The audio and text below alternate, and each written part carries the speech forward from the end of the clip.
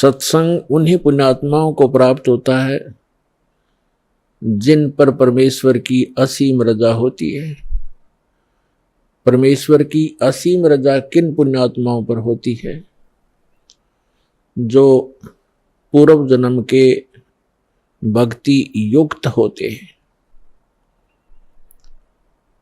क्योंकि मनुष्य जीवन दो प्रकार से प्राप्त होता है। एक तो पूर्व जन्म के शुभ संस्कारों के आधार से प्राप्त होता है, दूसरा टर्न वाइज होता है। एक विधान है प्रभु का, परमात्मा का, कि प्रत्येक प्राणी को 84 लाख प्रकार के प्राणियों के जीवन में एक पूरा चक्कर लगा लेने के उपरांत एक मानव शरीर अवश्य प्राप्त होता है।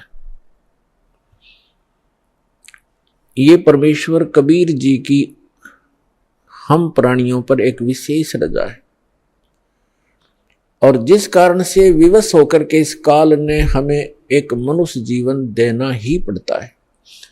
और वो मानव शरीर ही हमारे लिए एक गोल्डन चांस होता है, एक स्वर्ण अवसर होता है शुभ कर्म करने का, दान धर्म करने का और मोक्ष प्राप्त करने का। और मानव शरीर प्राप्त करके भी हम मोक्ष प्राप्ति नहीं करते तो भारी भूल है प्राणी की।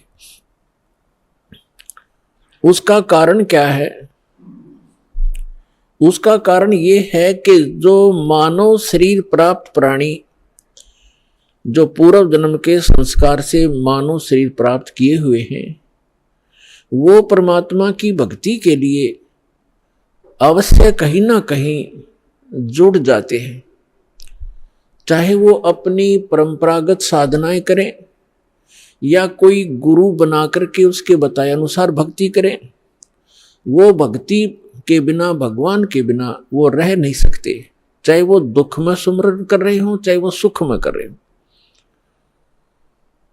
और दूसरी प्रकार के जो प्राणी होते हैं टर्न वाइज,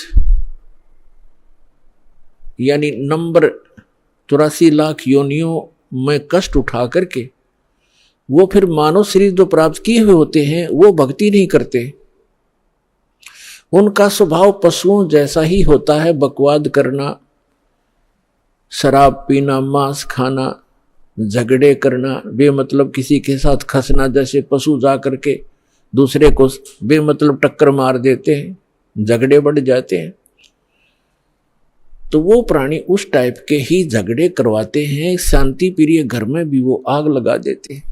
तो जो पुण्यात्माएं परमात्मा के लिए लगी हुई हैं और वो साधना गलत कर रहे हैं, श्रीमद् भगवत गीता अध्याय नंबर 16 के श्लोक नंबर 23 और 24 में प्रमाण है कि शास्त्र विधि को त्याग कर जो मनमाना आचरण करते हैं, मनमानी पूजाएं करते हैं, जो शास्त्रों में प्रमाणित नहीं है वो साधनाएं करते हैं, उनको न तो कोई सुख प्राप्त होता है, न कोई सिद्धि प्राप्त होती है, और न ही उनकी परम गति होती है। अर्थात व्यर्थ, यूजलेस है वो साधनाएं। जो साधक शास्त्र विधि त्याग कर, चाहे वो स्वयं साधना कर रहे हैं या किसी नकली डुप्लीकेट गुरु बनाकर वो उनके बताए अनुसार शास्त्र विरुद्ध साधना कर रहे हैं, तो वो अपना जीवन नाश कर रहे हैं।